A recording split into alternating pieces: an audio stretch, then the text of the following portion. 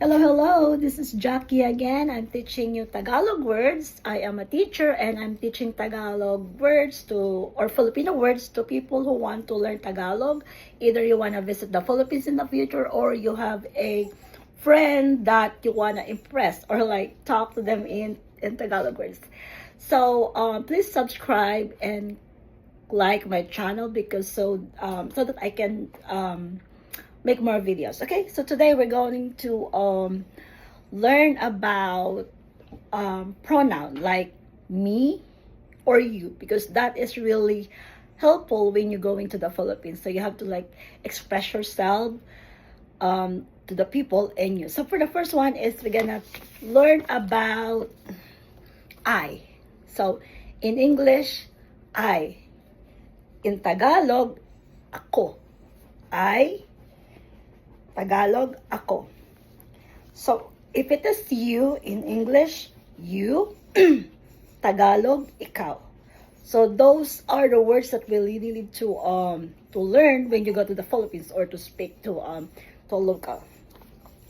Next is English, happy. So, if you're happy, in Tagalog, masaya. Masaya. So, in English, happy. Tagalog, masaya. Masaya. Okay? English, sad. English, sad. Tagalog, malungkot. Malungkot. Malungkot. So that's how you pronounce it.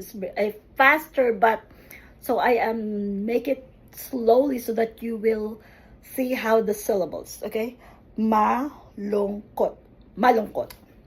So now we're gonna use it in a sentence, okay? So this one.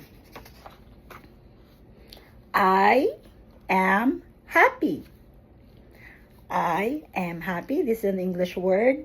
In Tagalog, ako ay masaya. Ako ay masaya. So that is how you say it in Tagalog. You can either make it slowly or make it faster. It's fine. So ako ay masaya.